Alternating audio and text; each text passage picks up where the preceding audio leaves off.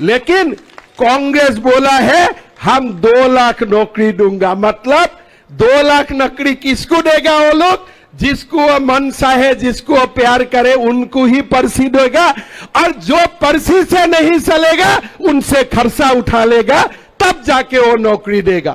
लेकिन हमारा भारतीय जनता पार्टी, हमने असम में किया और हमने सारे प्रदेशों में जहां में भी हमारा सरकार है, बिना खर्ची बिना पर्ची हम लोगों ने नौकरी दे के दिखाया। आज हमारे हुड्डा जी आके बोला कि हम माताओं को 2000 रुपया देगा।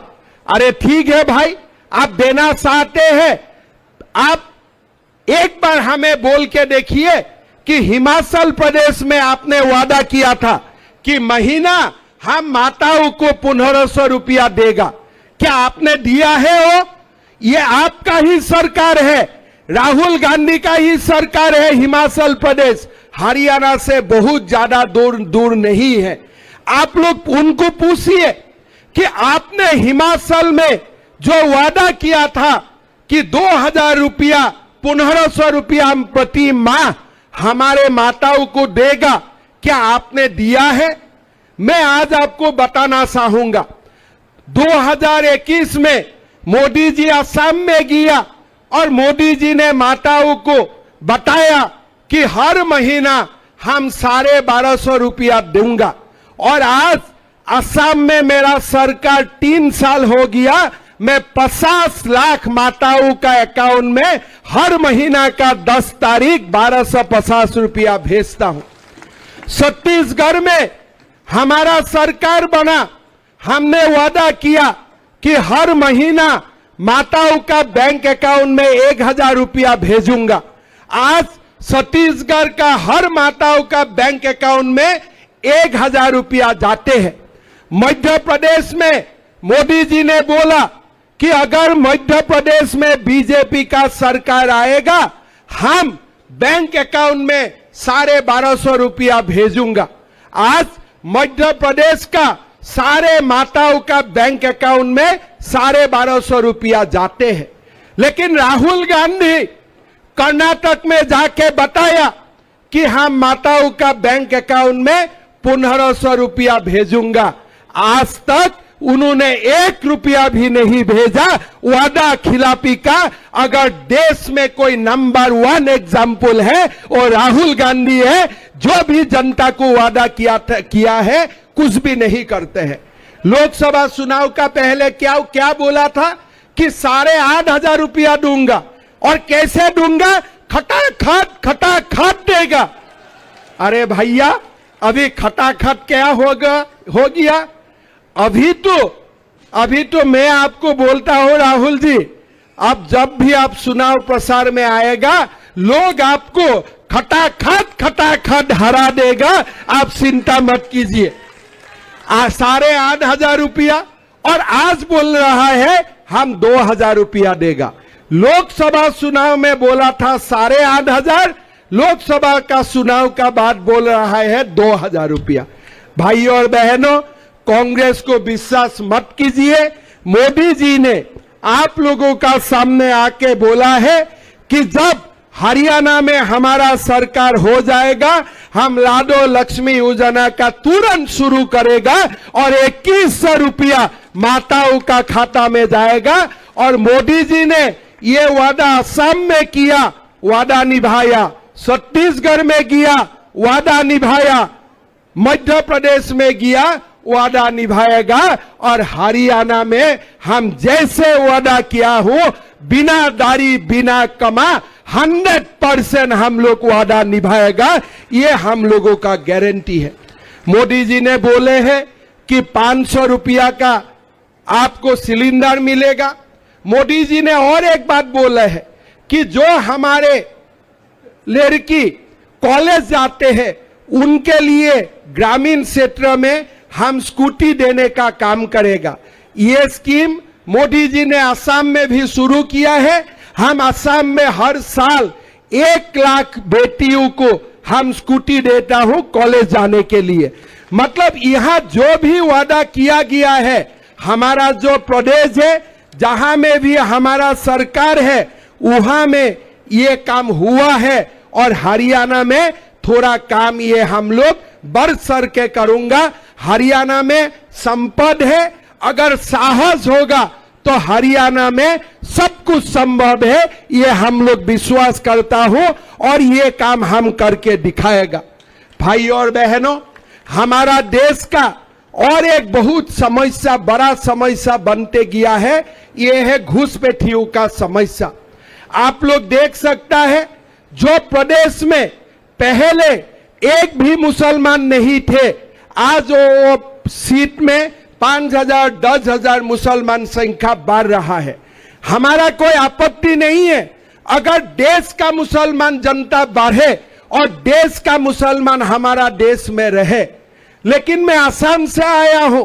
हर दिन आप लोग मेरा अगर ट्विटर अकाउंट देखते हैं, आज भी सुबह में पोस्ट किया हूं, आज सुबह भी मैं 6 बांग्लादेशी को पकड़ा हूं, काल में 17 बांग्लादेशी को पकड़ा था। हर दिन असम में हम लोग बांग्लादेशी पकड़ता हूं, लेकिन हमारे दुर्भाग्य है, ये भारत और बांग्लादेश का सीमाओं में और एक बड़ा प्रदेश है पश्चिम बंगाल। ये पश्चिम बंगाल गवर्नमेंट बांग्लादेशी को नहीं पकड़ता है, और वही बांग्लादेशी आके हरियाणा, कर्नाटक, तमिलनाडु तक पहुंच जाते हैं, और ये कांग्रेस का लीडर लोग उनको ही आधार कार्ड बना देते हैं और वोट बैंक बना लेते हैं। भाइयों और बहनों, आज आप देखिए, कांग्रेस का नेता नामांकन करने जाता है और पाकिस्तान जिंदाबाद का स्लोगन सुनाई देते हैं। क्या हम ये कभी भी हम सह सकता हूं कि हमारा भारत में ये धर्म क्षेत्र, कुरुक्षेत्र में अगर कोई पाकिस्तान जिंदाबाद देते हैं, क्या हम लोग मान सकता हूं? ये जब बीजेपी सरकार आए, जरूर आएगा, वीडियो में हम लोग देखेगा किस किस लोगों ने पाकिस्तान जिंदाबाद दिया था, और उन लोगों को हम लोग धक्का मार मार के जेल भेजूंगा, ये भी हमारा वादा है। हम कभी स्वीकार नहीं करता हूं। ये हरियाणा का युवाओं बलिदान देते हैं भारत के लिए, पाकिस्तान से लड़के ये लोग अपना बलिदान देते हैं हमारा हरियाणा का युवाओं ने, और वही हरियाणा में अगर कोई पाकिस्तान जिंदाबाद देते हैं, ये हमारा कभी भी स्वीकार्य नहीं है। बीजेपी का सरकार आएगा, जो लोग ये नामांकन देने का समय में पाकिस्तान जिंदाबाद का स्लोगन दिया था, ये हमारा बात आज ही आप लोग मान के रखिए, एक एक को हम लोग चिन्हित करूंगा और धक्का दे दे के ये लोगों को जेल में भेजूंगा, ये हम लोग का वादा है। भाइयों और बहनों, आज नरेंद्र मोदी जी 5 साल के लिए सरकार बनाया है। हमारा देश में डबल इंजन सरकार का हमें जरूरत है। जब डबल इंजन सरकार रहेगा देश का तरक्की भी होगा। आज मोदी जी ने हमारा घोषणा पत्र में 2 लाख युवाओं को नौकरी देने का बात किया है, 5 लाख युवाओं को अन्य रोजगार देने का बात बोला है, 5 लाख ग्रामीण और शहरी क्षेत्र में आवास बनाने का वादा किया है। हमारा मोदी जी ने ये वादा किया है कि सारे अग्निवीर को हम उनका सेना की नौकरी खत्म होने का साथ साथ हम लोग सरकारी नौकरी में वो लोगों को ले लूंगा, और तुरंत 7 साल तक हम लोग काम करने का उनको इजाजत भी दूंगा। हमारा मोदी जी ने ये भी आप लोगों का सामने वादा किया है कि 26 फसल एमएसपी में खरीदने का काम होगा। 70 साल का जितना भी ऊपर हमारा सीनियर सिटीजन है, सबको मेडिकल का जो हेल्थ का जो स्वास्थ्य का जो इलाज है वो बिना पैसा में फ्री में करने का काम करेगा। हमारा यहाँ का जो पेंशन है, वृद्धावस्था सम्मान भाता, विधवा पेंशन, सारे कुछ बढ़ाया जाएगा। और सबसे जो बड़ा बात है कि हरियाणा का विकास के लिए सोनीपत में 3,300 एकड़ भूमि पर अत्याधुनिक औद्योगिक एवं वाणिज्यिक टाउनशिप भी बनाया जाएगा। आज मोदी जी ने जो भी वादा किया है, हर देश में एक एक करके उन्होंने वादा निभाया है। लोकसभा चुनाव में वो वादा किया था कि एक बार हमारा सरकार आ जाएगा, हम पेंशन स्कीम का जो भी प्रॉब्लम है उसको समाधान कर लूंगा। आज वो भी मोदी जी ने समाधान किया।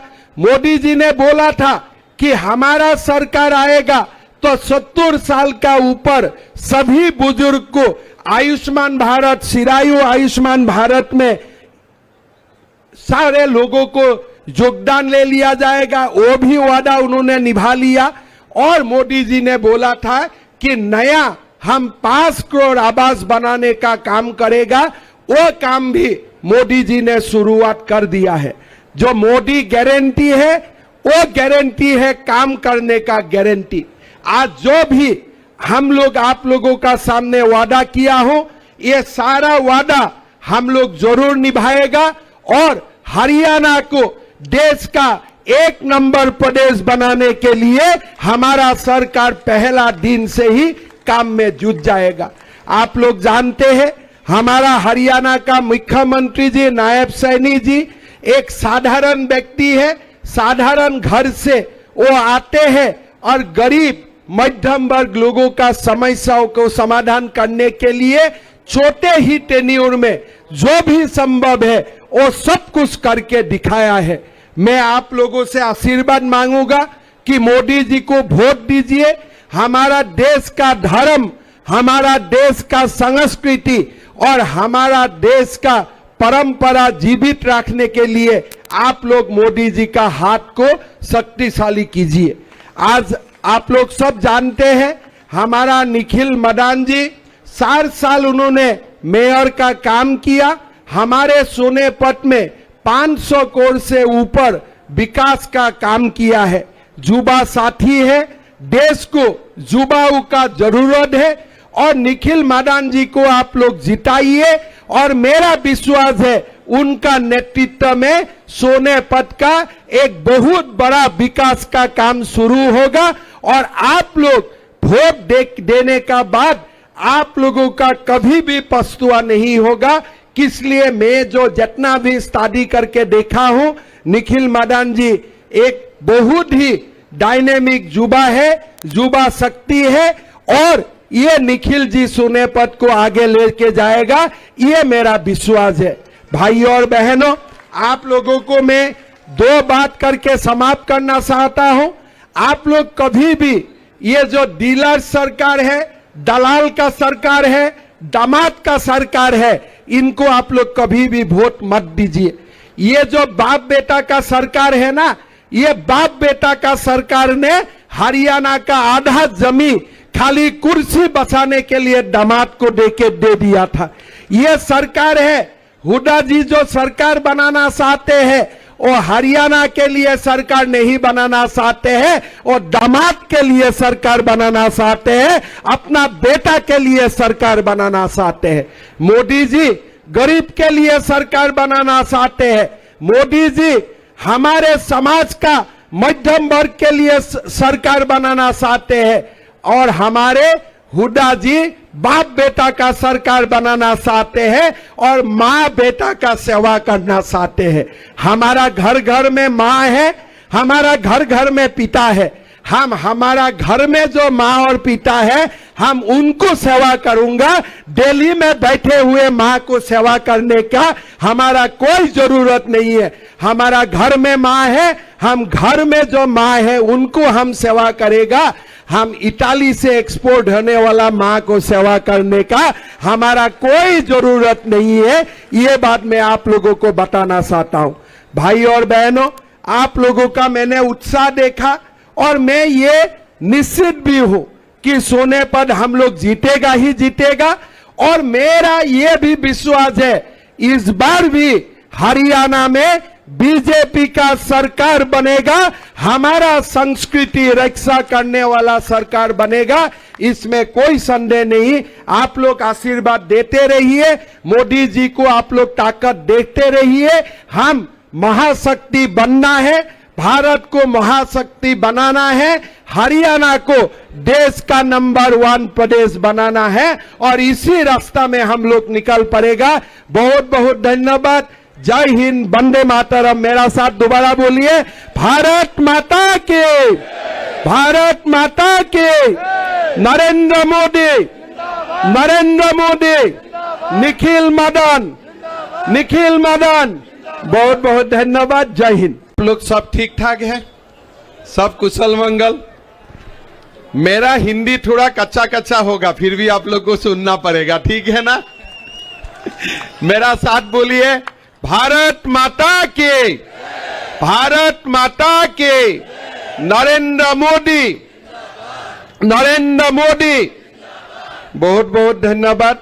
हमारे सभा में विराजमान हमारे जिला की अध्यक्ष जसबीर ददुआ जी, हमारे महासचिव नवीन मांगला जी, हमारे युवा उम्मीदवार और सोनेपत की मेयर निखिल मदन जी, हमारे बीच में उपस्थित महेश लुथरा जी, आनंद दहिया जी, कविता जैन जी, राजीव जैन जी, ललित बात्रा जी, तरुण देवीदास जी, योगेश पाल जी, डॉक्टर ओम प्रकाश आत्रे जी, मनोज जैन जी, संजय वर्मा जी, नरेंद्र वर्मा जी, सुरेंद्र मदान जी, मुकेश बात्रा जी, अनिल ठक्कर जी, भूपेंद्र घालुआत जी, रविंद्र दिलवार जी, सुनीता लोसाब जी, आनंद हुडा जी, सदबी त्यागी जी, अजय मालिक जी, माताओं, पिताओं, भाइयों और बहनों, मैं असम से आता हूं और हमारे जो प्रदेश है भारत की सीमाओं में है, लेकिन जो भारत का सीमा है वो सीमा को रक्षा करने का काम हमारे हरियाणा का युवा उठाता है। हमेशा हरियाणा का युवाओं ने भारत का सीमाओं को रक्षा करने के लिए अपना बलिदान देते हैं। मैं वीरभूमि ये हरियाणा को और हमारे ये सारे समाज को मैं एक बार प्रणाम करता हूं। आप लोगों को मैं नमन करता हूं। भाइयों और बहनों, ये भूमि सरू सत्तूराम जी की भी है। उनका बलिदान, उनका वीर गाथा को भी मैं श्रद्धा पूर्वक नमन करता हूं। भाइयों और बहनों, आप लोग सब जानते हैं हरियाणा का चुनाव है, सोनेपत का चुनाव है। लोकसभा चुनाव में हम भले सोनेपत सीट को हारे, लेकिन आप लोगों ने भारी वोट से बीजेपी को वोट दिए थे और मोदी जी को आशीर्वाद भी दिए थे। मैं इसलिए आप लोगों को धन्यवाद भी देना चाहूंगा। भाइयों और बहनों, वो समय हमारे कांग्रेस का नेताओं ने एक समाज का एक वर्ग का साथ मिलके मोदी जी को हरवाने के लिए बहुत कुछ कोशिश किया। कोई जगह में जाके बोले कि मोदी जी अगर जीते तो संविधान बदल दिया जाएगा। कोई जगह में जाके बोले कि मोदी जी जीतेगा, उनका बाद अग्निवीर का क्या होगा, मोदी जी जीतेगा तो किसानों को अपना हक नहीं मिलेगा। हर प्रदेश में जाके तरह तरह ने उन्होंने अपना बात बोला।